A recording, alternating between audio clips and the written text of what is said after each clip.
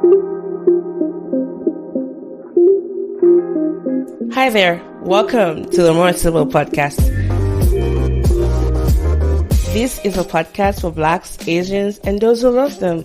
I am Mo, and I am your host, ready to spark your curiosity as I take you on this adventurous ride of exploring cultures through the stories of my guests from all over the world.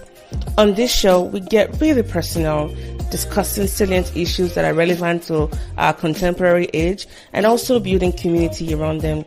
As our guests exercise courage and vulnerability in sharing their life's experiences, we hope that in turn you are inspired by them and that you get the courage needed to set your own stories free. Enjoy the ride, and thank you so much for listening.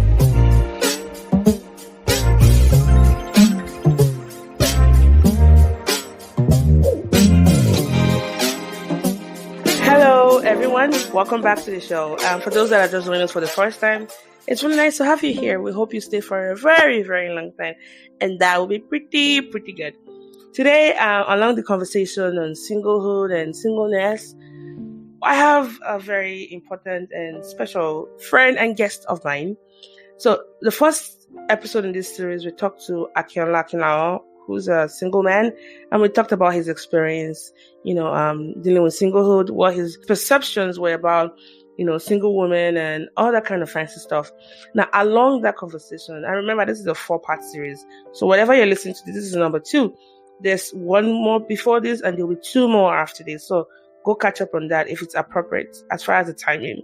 Because right now, at this stage of this recording, we are talking about the part 2 of this conversation. With me here today in the studio to do justice to the other part of the conversation from a female's perspective is my dear friend and sister, Mojirade Felicia Adelongwe Bepo. She describes herself as a lover of God with a unique and special personality.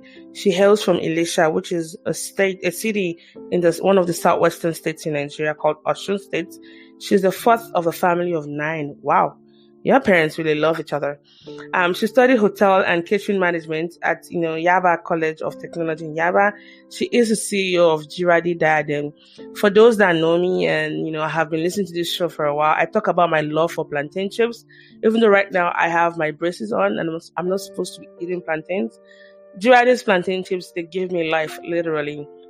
They are so good. I don't use crack or cocaine, but this is like, akin to my, addiction because they're really, really good. There's a way she does them. So if you're ever in Nigeria or someone coming from, Nigeria to the US or wherever part of the world, make sure you lay your paws on Jirade's plantain chips. She also does other indigenous dry snacks like chin chin. I'm not really a huge fan of chin chin, but hers are really good, and I've had really good feedback from my friends that I bought them from.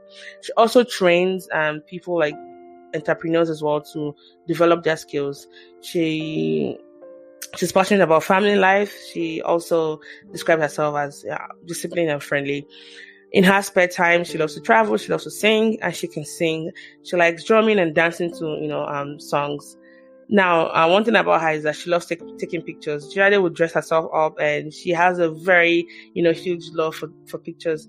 Now, that said, please join me in welcoming her to the podcast today. Hello, Jirade. Hello, good evening.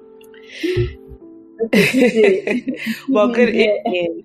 I know people listening to you cannot see you, but you look wonderful today, and I really want to thank you for your time on the show. Now let's just get right into it because we came here for a purpose, right? Talk about singlehood. Now I know I've known you for I'll say about 10 years now, if not a little bit longer, and I feel like the more I know you, the more I get to know more about you, and I guess you can even say the same as me as well. But I can imagine that it's really been because I know we've talked about it, so I'm at liberty to say this. I can imagine that it's really been a stressful phase for you not being married at this particular point in your life. So I'd like to know how you're feeling and how you're handling this session. Are you doing okay today? Yes. Hello, Mom, again, and thanks for having me. It's a great honor, and I'm grateful. All right. being a single lady for almost 40 years, it's not funny, it's not moi. But sincerely, God has been my strength. God has been helping me, and I'm pretty fine. I'm very well. There was a time I wasn't fine. I think that was 2014, 15, thereabouts, when I was 35, thereabouts. I wasn't fine. But I'm glad to let you know today, that I am very well, and I'm managing it well by the grace of God. Okay, how am I handling this season of my life? I made a choice to be joyous, to be joyful. One thing I like to remind myself is that one day, sooner than expected, I'll be married. As in, God will settle me in my own home. It's something I desire to be married. I love to be married, and I know very soon I will be married. So I told myself not to deprive myself of the joy of singlehood. I planned to get married at the age of 25, but it didn't work, It didn't work for me at 25, but I know very soon I will be happily married. So I'm managing it well by being thankful to God. I always look for ways of giving thanks to God. Sometimes it may not even make sense. I look for, even in the midst of pain, in the midst of loneliness, I cultivate the habit of giving thanks to God. I look for what to thank God for. To be very sincere, there were some years ago, I couldn't find anything to be thankful for. So I would just hold on to life. Okay, Lord, I thank you for life. When there is life, there is hope. And I love to celebrate. I love to rejoice. I can make a big deal of something little. I believe God has given me the privilege of life. And my joy must not be stolen from me. My joy must be intact. Nothing should take away my joy. Nothing should take away my praises unto my Maker. For Him to keep me alive today, I know it's for a purpose, and the purpose will be achieved. I also like to talk to myself a lot. As in, I remember far back then in Abeokuta, I think after secondary school, thereabouts, I was trying to gain admission. I would dress up, get a table and chair, sit down. I'll tell myself I'm having a meeting with my God. God the Father, God the Son, and the Holy Spirit. Four of us with me. I will talk, I will express myself. So I talk to myself a lot. I challenge myself a lot. I question myself a lot. And I'm learning daily to bring out the best from myself. I see this period as a privilege. I could have seen it as, God, why? At almost 42, am I single? But I chose to bring the best out of this season because I know it won't last forever. So I see it as a privilege to bring out the best of myself. I'm learning and unlearning so many things. I'm taking time to know more about myself and to work on myself. I'm taking time to bring out the best of myself as an individual, as a child of God, as a wife to be, and a mother to be. I've been privileged to stay with many families in the past, before now. And I've seen how family life runs. I've seen that being married is not a funny task. It's not as easy as it is work on its own. More than the romantic aspect, being married is a responsibility. So that one must prepare for. When you want to write an exam, you read, you prepare very well. You pray. I'm a Christian. I pray, I read. I will not say, okay, because I've prayed, I will not read. I will read and I will still pray. So this all with marriage, as I'm praying, I must prepare. It's not a magic. And I believe one thing, that what I don't have, I cannot give. So I'm unlearning my bad behaviors, my weaknesses, procrastination. Sometimes I can be so rough. I rush out. Now I tell myself, like a friend always tells me, to rule the world, start from laying your bed. So no matter how I'm rushing down to the office, I must lay my. I'm trying to, cultivate the habit I want to hand over to my children. I don't want my children to, So I see my family already. I pray for my husband. I'm handling this period by investing into myself, into my husband, into my children. I have their names already. I pray for them. I speak to them, and I rejoice over them. Before, I think my early 20s, I used to feel until I married, before my job was full, I was wrong. Now I know that what you don't have, you can't give. If you are not a happy person, marriage cannot make you happy. If you are not a joyous person, marriage cannot make you joyful. So be the best of myself. I'm learning to be the best of myself.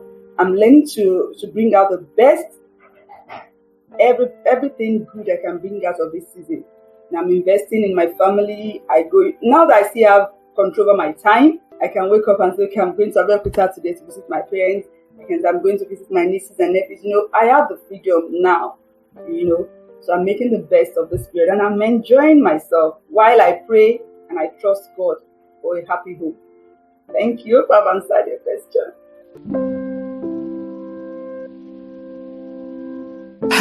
Wow, that was, comprehensively done. I want to say thank you. There were so many points that I brought out from your statement that I think we should just re-emphasize, because I think it's of great import. The first one was when you talked about the choice to be joyous. You have to choose joy. And I think above and beyond the yearning to be married is something we all need to learn, irrespective of our situations in life. You have to choose joy. Many things will come at you during your lifetime that it makes it almost, hard to choose joy, but you have to make that conscious effort to choose joy. And that reminds me of the fact that you have control over so many things. Now, you don't have control about what happens to you, but your perceptions and your outlook of those issues, you do have control over. And I like how you said, I don't want to deprive myself of the joy of singlehood. I know people look at single people as, reject, or you didn't get it in time, and they want to just look at your existence as sad, a bunch of sad people. But I totally disagree with that school of thought. There's so much joy to be seen in whatever situation you're in life. And let me just draw parallels to my own situation. Now, I have been married for 10 years, but I don't have kids yet. It's been quite difficult to naturally conceive. And we've done so many things to have that work. It hasn't worked yet. And when I think about just what you said about choosing joy, I came to that point in my life that I had let shame to hold me back because I didn't have what I needed. So I let shame hold me back. But the moment I realized that I can be happy, I can find things that can make me happy. I can determine, my own environment. My life really, really changed. And it also inspired the beginning of this podcast to help give people an opportunity to set their own stories free. And while, the journey towards motherhood is still a process in the making for me, you saying I don't want to deprive myself of the joy of singlehood, I, very much agree with that statement, because for me, for people like me, there's so much joy to, waiting as well. Now, there's some sad parts of it, don't get me wrong. But think about the things that you have right now. For many people with kids, they don't even have the opportunity to do so many things. You'll find out what are the things you are enjoying that I love your friends with kids to enjoy. Because the grass always seems greener until you now cross the other side of that place, you realize, that's not grass, it's Spirogyra water, or, something even, more murkier than that. So there's always joy to be had. And another thing you also said, that I think you reminded me of Akin's sentence about working on yourself. You said now you're learning, you're unlearning, you're working on yourself, you're doing all the things you're supposed to do. You want to get to that point where you're fixing all of your bad habits, so that by the time you find you're being found by that person, they meet you as somebody that, has done so much work. Now that particular saying about make your bed first, like if you want to change the world, make yourself start off by making your bed. That was actually by Admiral McRaven. And I should let you know that I was actually in person during the 2014 commencement speech that he gave. He said that to my cohorts in 2014, University of Texas at Austin, who came hunt, and I was in the crowd at that particular. That was when I got my master's degree, 7 years ago, and that was his speech to us. So I feel like I'm part of history because his YouTube speech, that speech made it on YouTube, and it's one of the most listened to speeches. I think it's had like millions of views. So just wanted to do a little bit of name dropping that I was there when he said that, and I think he made a book about it. Make your bed. Now, the next question I'd like to ask you is, Mojirade, is what are some of the issues you would just say that have put you off some potential suitors you've had in the past? Why didn't these men do right? What have they not gotten right? Okay, I think number one, I used to have issue with age. I didn't like to get married to someone older than, I've had people that liked me then and that I liked, but I was a year older. That was still a big deal for me. It's no more a big deal now, but of course I desire to get married to someone that is older than me. Then I've had some that I felt they were not spiritual enough, as in they didn't love God like I do, and I felt as in, even I still feel if they're not on the same page on that, it will be a big deal.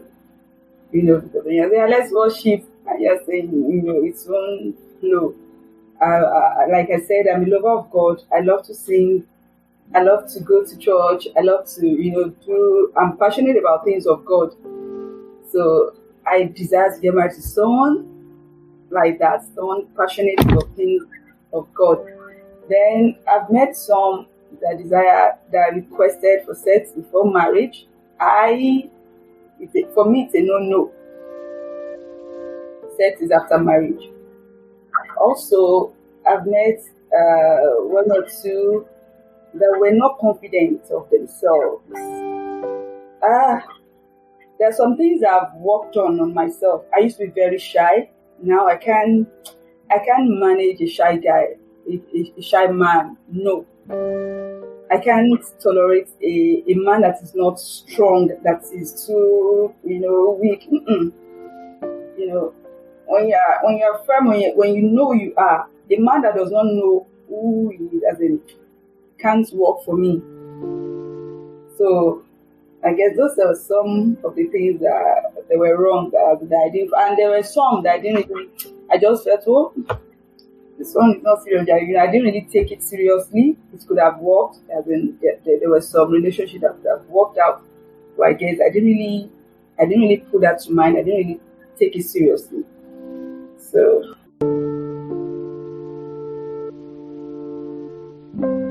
Thank you for being, very candid about your response. And in hearing you talk, I'd like to follow up your response with this question. And please note that they do not necessarily represent my views. In talking to a lot of people, especially on the other side of the conversation, and this is it. So there's this saying about like when girls were groomed, we watch a lot of fairy tale movies. We all have this idea of what our men should be like growing up. Like in our 20s, we are full of these, ideas, lofty ideas, unrealistic, checklist about what our man should be like. Tall, dark, handsome, loves Jesus, can fight on your behalf, but is tender as a kitty cat. But then when you grow older, and the older you get, you realize that I've just been playing and whiling away time. That is not real. Let me just adjust my list right here. Would you say that, women are picky? And would you say that there were instances where you were picky and looking back right now, you thought you could have done something differently? I wasn't picky. But there was some standard that I can't compromise on. So, of course, I like it all. I like it all. I've had some that maybe my height, some a bit shorter, okay. But that was not the basis, sincerely. With that age, I could say, okay, I was picky 10.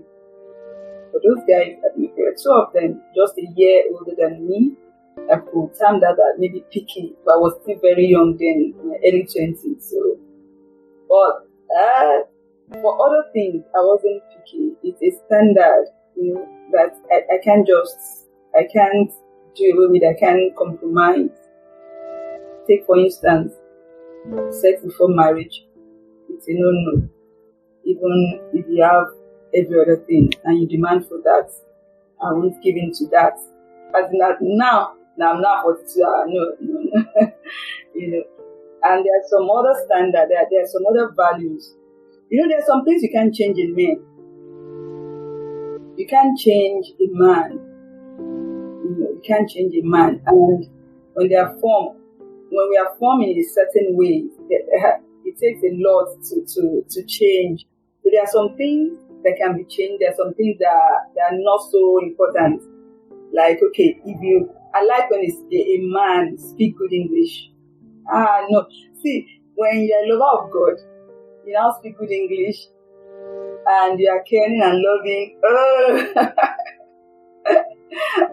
It will take me a lot to pray that God, okay, let me hear what you're saying. I like, but that can still be worked upon. You understand? Like, I'm learning, I'm working on my spoken English. I want to speak well. When I speak, you love my spoken English. That's it. But when you talk of loving Jesus, number one for me, when you're intelligent, when you're confident, you know your identity. Because if you don't know who you are, if I don't know who I am, and we come together at this stage, it can't really, So those are important for me. Loving Jesus, knowing who you are, working in yourself. And I'm not a traditional person. I don't so much believe in tradition. I can. There are some men that they believe the woman that must cook. There are some things that our mothers then did, and I can't. I don't really roll with that personally. What I'm trying to say is that there are some values that I cannot compromise on, and there's some things that can still be worked upon. So when you say, I can say I'm not speaking, but I have some standards that I can't let down. Some values that are very important to me.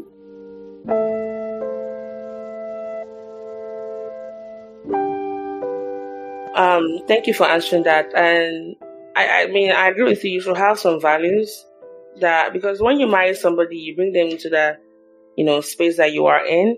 It's very important for you to define your values and to ask, are you almost like you find the way I see it, like you're in a car driving and you look to your left or your right, whatever the position might be, you see somebody else driving.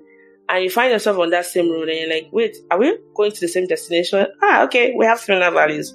That's why I think of, dating, to get to the point of marriage. There has to be something that brings you guys together. And of course, there's some things that you cannot change, like your faith, that's very important to you. That should not be compromisable. But other things, like you said, like, having a good command of English language or other areas that can be worked on. I think, those are things that, that are important, but then that these are things that are not necessarily essential. So I think the lesson here is that, ladies, it's good to have your list, but make sure that you are, being realistic, right?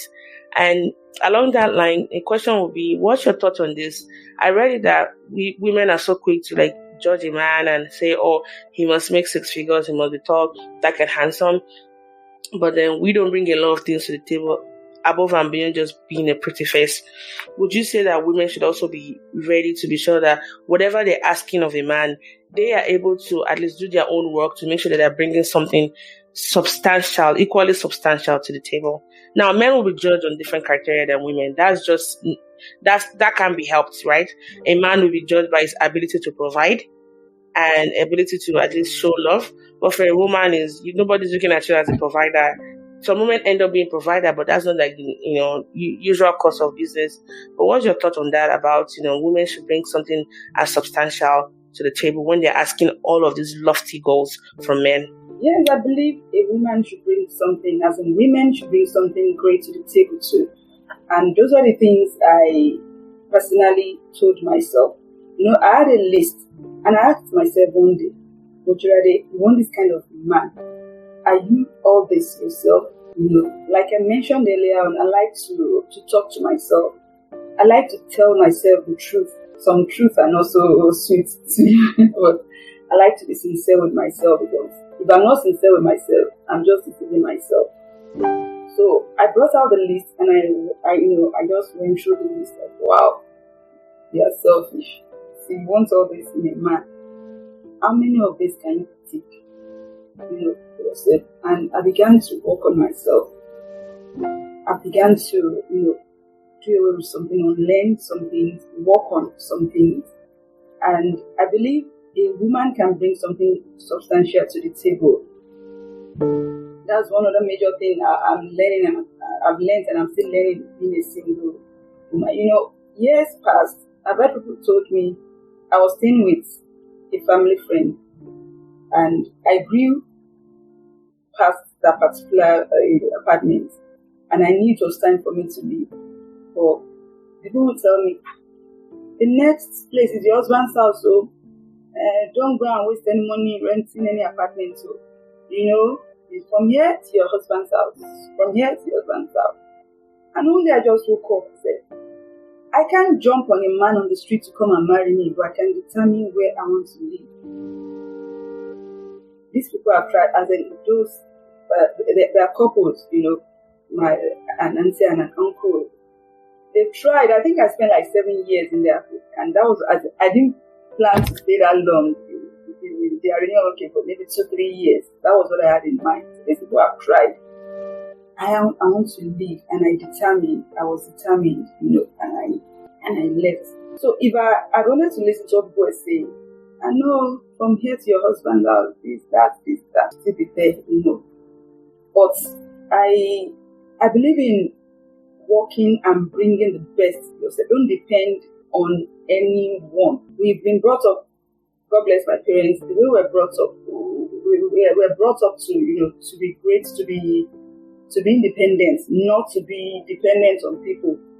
So I believe as a woman, I must bring something tangible to the table also. I should not depend on my husband to be great.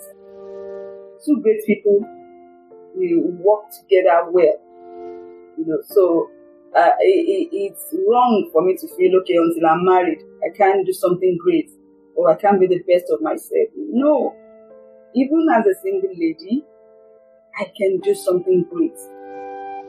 Sincerely, there were times in this business, because I run a catering business, and I'll be so tired when I see some of my friends that their husbands are helping them in their businesses. Oh, I wish I'm married so that it will be so overwhelming. I'll be so tired. But I will encourage myself in the Lord again. I'll go back to the source, that's my God, and encourage myself and pick up again and speak to myself. There's a way when I speak the word of life to myself, the word of God, there's a way it strengthens me. There's a way, it energizes me. So I do that, I love and get up on my feet again, not to be depressed, not to give up, and to be the best. And all those flimsy excuses I'm giving here and there, do away with them and focus on my goals and objectives. So I believe as a single woman, I can be great. Getting married to a great man, some of us will do well as great set of people.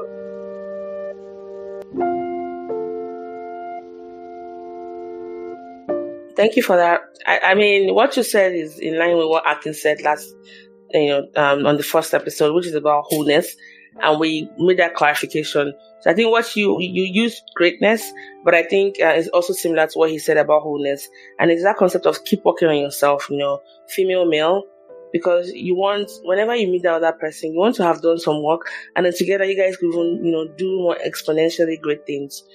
Thank you for that. Now, the next question I'd like to ask you is this, Jirade. I mean, you've shared some of the stories, you've some of the things that have happened to you regarding, being single. And I know one of them, I think we can even touch on today, is you have a family of 9. Now, 9, do you mean like 9 kids or 7 kids and mom and dad? Still, your parents, my goodness, that was a lot of love going around. Now, now, you have, are your parents, both of them, still alive? Okay, thank God for that. Yes. Mommy and daddy, curly daddy. So I know you have younger siblings. You're number 4 of 9, right? Of 7 kids. Now you're smack dab in the middle. there's already that middle child phenomenon, which we're not even going to delve into, even though it might play a huge role in so many things that happens. But given that you've had, and out of your younger siblings, how many of them have gotten married? Two.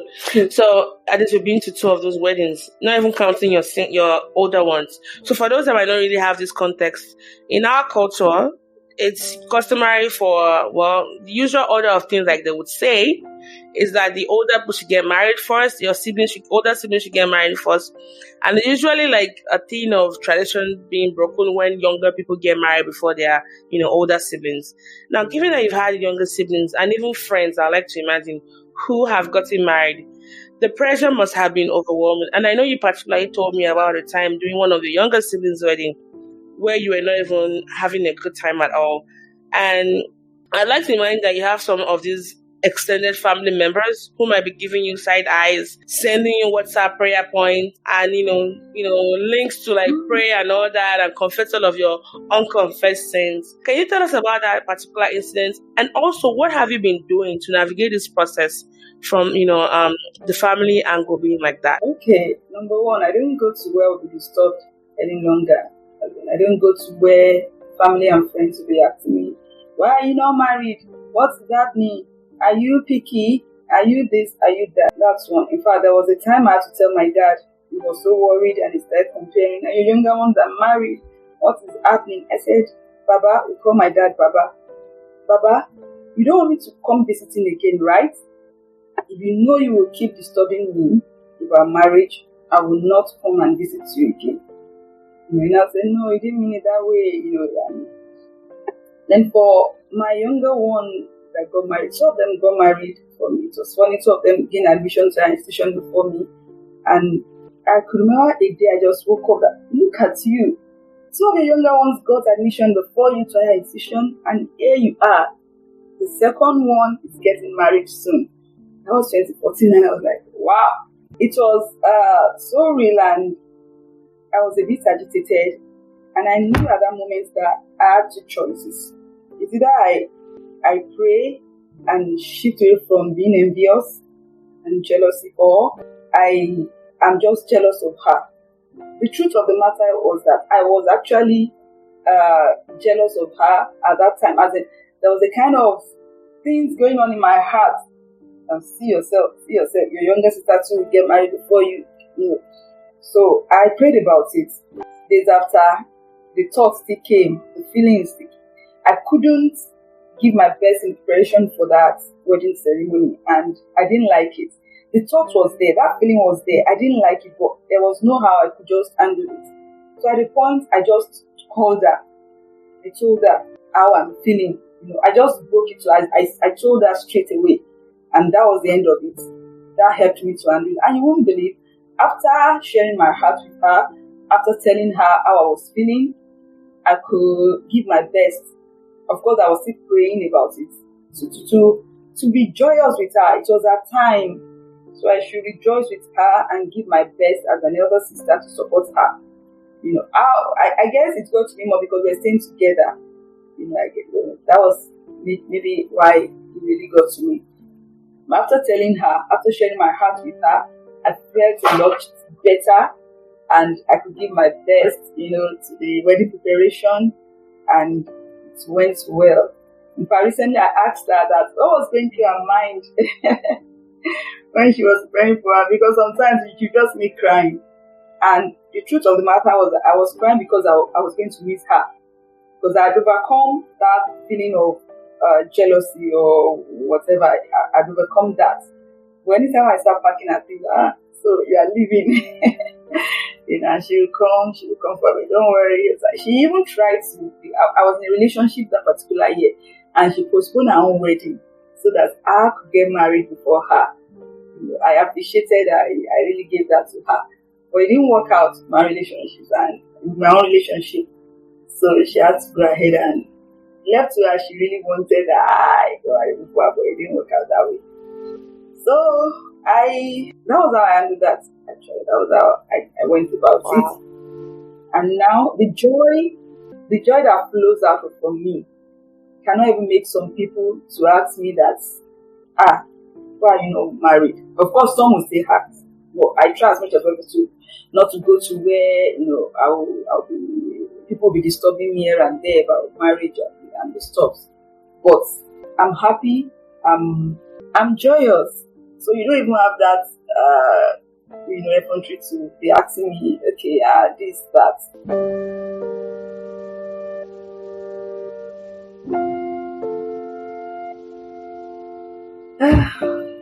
Oh, wow.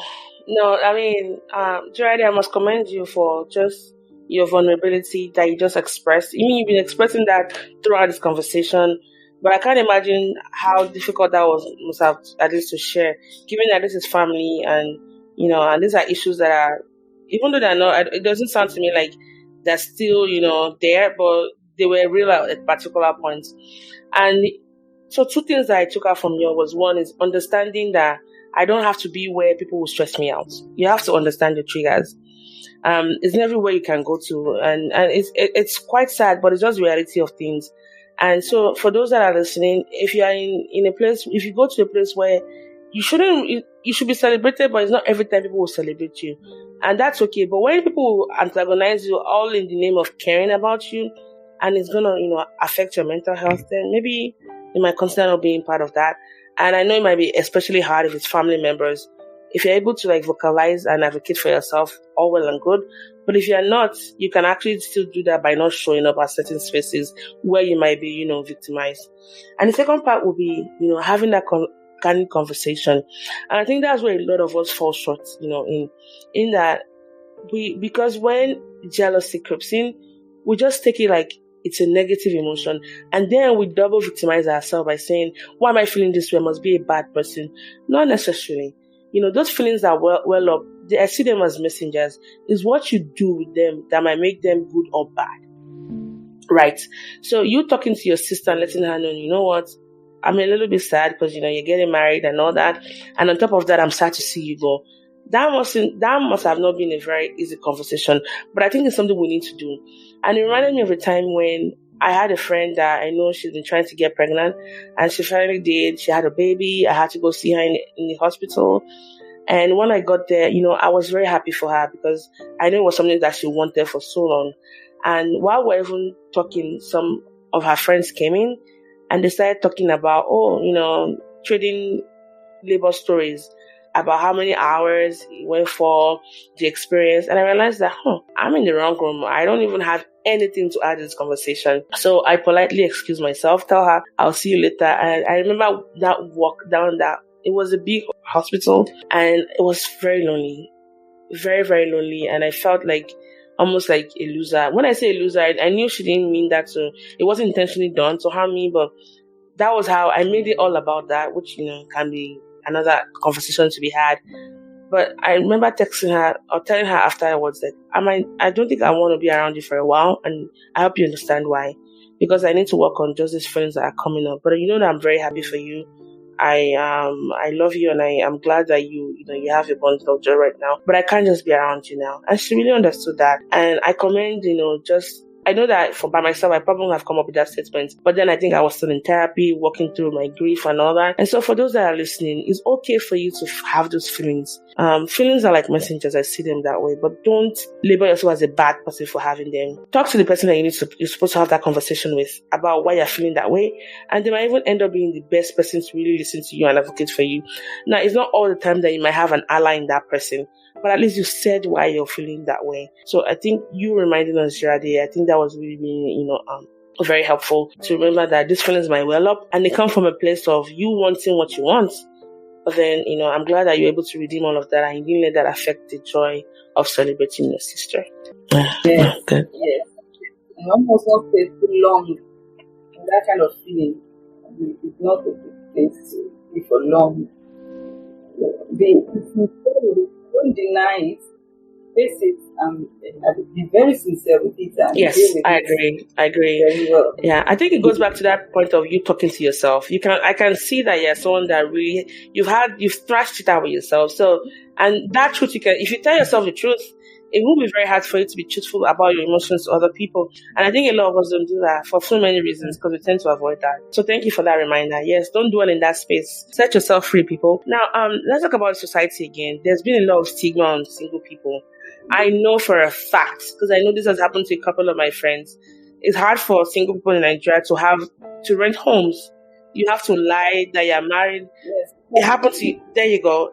I'm going to add to that list of my friends that it's happened to. And so for those that don't know, single people in Nigeria, they face a lot of discrimination. Especially single professional women in Nigeria having a difficult time renting apartments. As a matter of fact, many landlords and landladies refuse to rent out their homes to married women because they assume they're either prostitutes or people that are not up to any good or people that will not end up paying. And they claim that, many of these people might not have legitimate jobs, even though there are things in the constitution that prohibit such action. It doesn't necessarily mean that they're not still being done at the time of this recording. And it's even so sad that some people have to bring their fathers to serve as guarantors to get spaces rented out to them. Now, in our society, it's normal for people to ignore a woman's achievements and focus on her marital status instead. And I know you've told me about some instances where people tend to overlook you because you're not married. How best can we, as a society, and I say we because there's a societal part, there's also the church as an institution, which I don't want to go into that, kind of worms. I think the church hasn't done a good job in harnessing the importance of singleness. They tend to see them as a project that needs to be preyed upon or a thorn in the flesh. Some churches do better than others, but I think there's still a lot of work to be done. How can we support single ladies, single friends, and all that? I give it to my church for that, actually, as in we are doing well, organizing so many programs to equip us and to prepare us and get us better in our work, in our careers, and prepare us for family. All right, I had to bring a male friend to stand in for me when I go to where I'm staying. So I feel people think single ladies are not responsible. And for my own landlord, I think he had an issue with one of the tenants that was single. So I couldn't even blame him. I couldn't blame him for feeling that way at a particular time. So it's not us singles that's irresponsible. There are still many responsible single ladies. And society should respect single people. Because for someone like me, it's not what I planned. I didn't plan to still be single at 42. Some people, maybe they wanted it. Some people, I didn't. But it's not something I planned for. And I know many people that are in my shoes that they didn't plan, but they are still single at above 40 thereabouts. So we should be given our respect. We should not be deprived of things due to us. I can count many things that I've been deprived of because I'm still single. It can be so annoying. There were times I cried. Thank God for good support system. My family, my siblings, my friends. God has really blessed me with good people. Which are one of them. And I don't take that for granted a lot. Support system has really helped me. We should not be deprived of what we are due for, because we are responsible too, and we are capable. We are complete people too, and we are good. When I was 30, I remember a lady making jest of me that look at her, waiting for a perfect man. I went to the hospital. I had some, and she was like, look at her, one of those ladies that will be waiting for perfect men. Look at her. See now at 30, she's still single. That was not a nice, comment at all, and I didn't find it funny. But I cried on that day. But thank God for Jesus. I always go back to my source. No matter how terrible, no matter how awful any situation can be, I go back to Him. I express myself. I'm a very expressive person. I express myself to God. I see my cities in front of me, and I tell Him, I express myself to Him, and that helps me a lot. Even if I'm as flimsy as maybe having feelings for a non-believer, someone that is not in the same faith with me, and God, you see now, I like that man. I know it can't work out, I can't marry, but I tell him so that I can receive help. I don't shy away to tell God something because whether I tell him or not, he knows. So why am I keeping it secret? So that helps me a lot. So I'm telling this society to give us that respect, to give single people, because I'll be married very soon. Respect and give us what is due to, give the honor due to. We should not be deprived of things, due to us.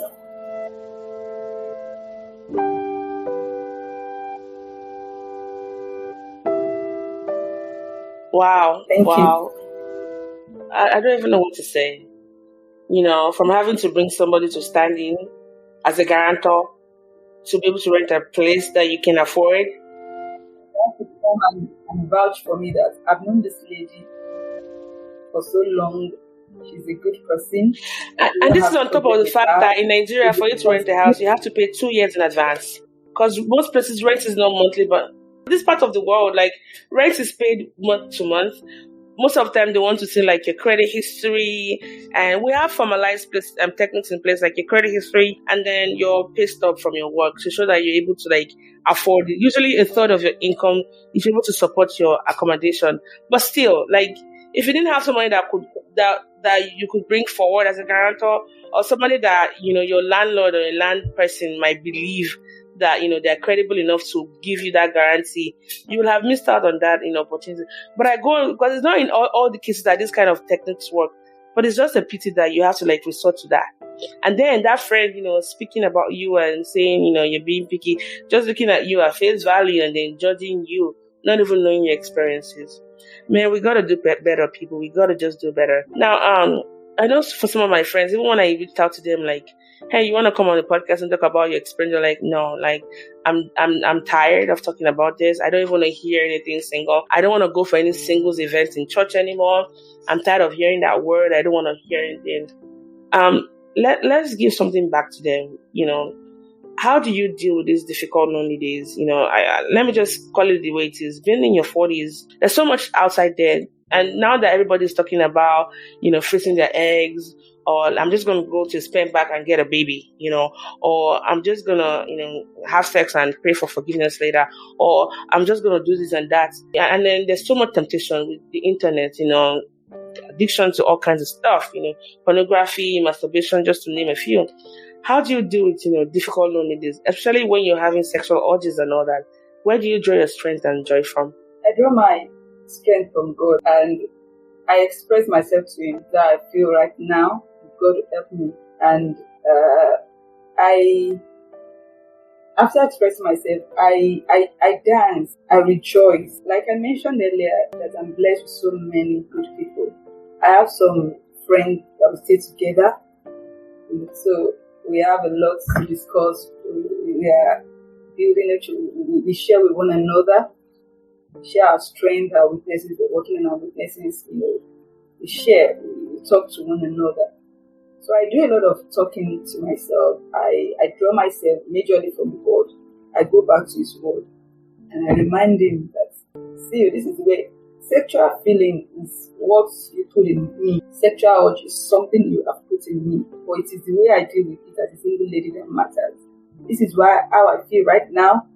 You have to help me. I talk to Him. I free myself from feeling guilty of. It's a normal thing. It's a good thing to feel, to have it. If you don't have it, that's an issue. So I talk to Him to help me, and I rely on Him solely. And let me be sincere with you. Lately, I've been so busy. So to even start feeling so much lonely, now I'm telling myself that when the man comes, I must create time for him. That's the level I am now. I think I've grown past that. And at the point, I was not even looking at it again. If marriage comes, I said, no. I still desire marriage, and don't put it aside. Don't shame me. Don't just put it aside. So now I'm so busy, and it's a deliberate action to create time. to know the person, to be together, as in, during courtship and relationship. So I don't even have that time to be doing this, but in the past, when those feelings come, I go back to God, express myself to me. I don't have this kind of feeling. I don't have this sexual there. I'm not denying the facts, and I'm not a sinner for feeling that way. I tell him, and he helps me. I dance, I make myself happy. I go to studio to take photographs. I do things that I like to do. Thank you. Thank you for that reminder. Wow, just thank you for that reminder. Drawing our strength from God. Because yes, you're right. Sexual urges, desires to be with somebody and all that, those are healthy things to have. Don't make them dirty. Just take it back to God if you are being overwhelmed by that. Take it back to God and say, hey, you can't give me this and then not give me a husband or a wife. Like, you got to help me here, give me grace. I need more grace. And there's always going to be grace. And this message is especially for Christians. If you're not a Christian, don't worry. We live by a different kind of rule. We don't belong to ourselves, We've been sold to Christ. That's our belief. So this message is not for you. So don't worry. We're not trying to preach, force our religion down your throat or force our beliefs down your throat.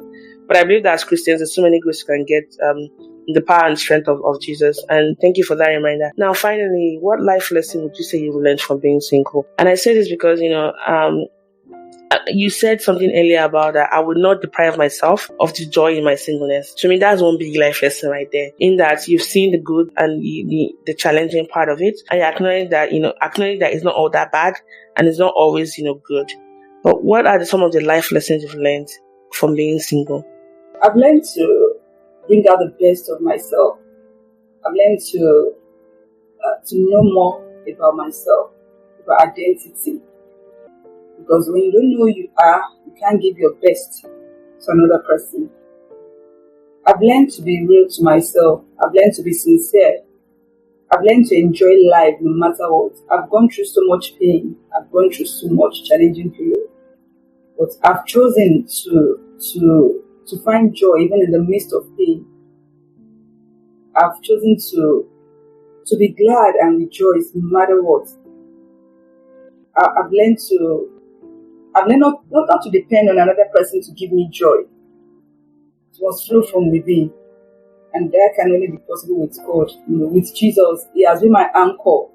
He has been my strength, the source of my joy, So I've learned to be the best version of Mojirade. I've learned to always look up and never look down. No matter what. As I am, nobody can talk me down. Even if it is one I have my presently.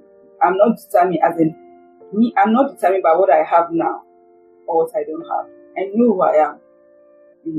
Having that identity, I've met with people that have identity problem. That's an issue. We must know ourselves. And I keep telling myself, you must know yourself. Who are you? Those are the questions I wrote down. I read them like, who are you? And I take time to respond. And I'm working on them. Who are you? What are your challenges? What are your strengths? I focus on my strength. Because before years past that, I used to focus on my weaknesses. There's a way it brings you down, there's a way it pulls you, it makes you feel low.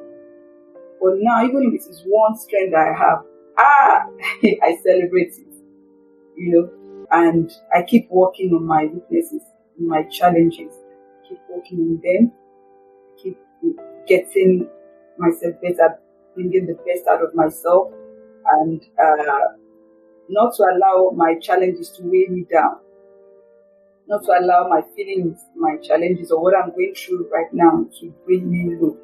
No, I must rise above any form of challenge, and the joy must not be deprived. I learned to enjoy every moment, no matter what.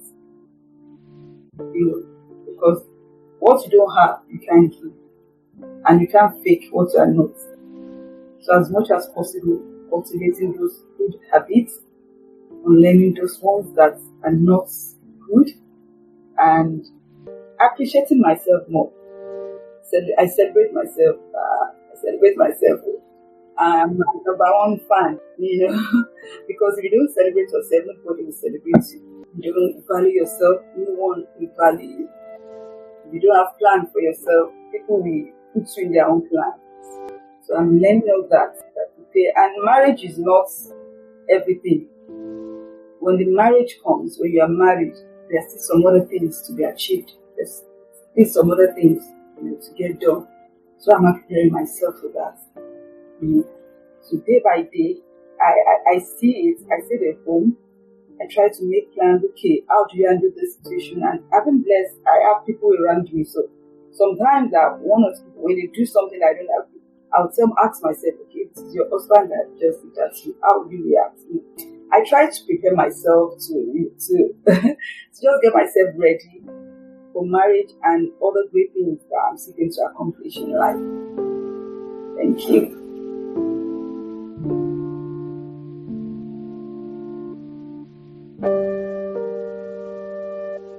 Wow.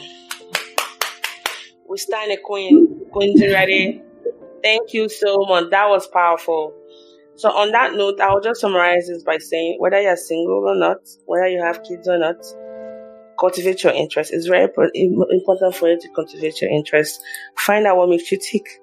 Take a sober look at your reality, whatever stage you're in. Now, let's just say being single, because this is the topic of discussion for today. Take action. Be that change you want to see in yourself. Find joy in your situation. Take some time to enjoy it. Know when to ask for help. Just because you're single, or you don't have kids, doesn't mean you shouldn't ask for help when you need it. Be very open about your what you want. The time I went into I don't even want kids, whatever, and I realized that it wasn't really because I didn't want kids, but because I was trying to protect my heart from being hurt. It's okay to want what you want. There's a reason why you have those desires, and know when to say yes to the right person. And this is to my single friends, my single listeners. Why you should be happy with yourself. It's important to love, who you are, because I feel like, in addition to that, no one is an island.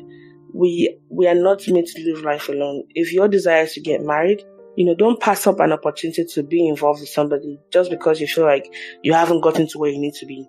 But don't be afraid to say no to the wrong relationship. It's equally as important to knowing when to say yes. And then I want to say thank you so much, Jirade. It was really nice having you on the show. I really enjoyed sharing your story, and I want to wish you the best. And I pray God will honor that desire you have in you to be found by somebody. And thank you so much. Thank you. You're welcome. Thanks for having me. All right then. Well, guys, this was the show. Don't forget to check out the first part of this conversation with Akin. This is the second part, and there's 2 more on this series about singlehood. We hope you've enjoyed today's episode, and I remain your host, Mo. Catch you guys on another time of the Merciful Podcast. All right, Jirade, I'll let you know when Thank you for listening to this episode of the Merciful Podcast. Well, guess what? There's plenty more where that came from. So visit our website at www.mosibyl.com. That is www.mosibyl.com, where you can find hours of other binge-worthy episodes just like this one. And while you're at it, please don't forget to subscribe and leave us a rating on Apple Podcast or Podbean, as it encourages other awesome people like you to listen to the podcast as well. We are now officially on Podbean. It has an app. You can catch up on missed episodes and also get a notification when we have new episodes. Do you have a question for our guest, feedback on the episode, or a suggestion for a future guest? Then please get in touch with us by sending us an email at talktomo@mosibyl.com or connect with us via Instagram at the Merciful Podcast. Cannot wait to hear from you, and thank you so much for always listening.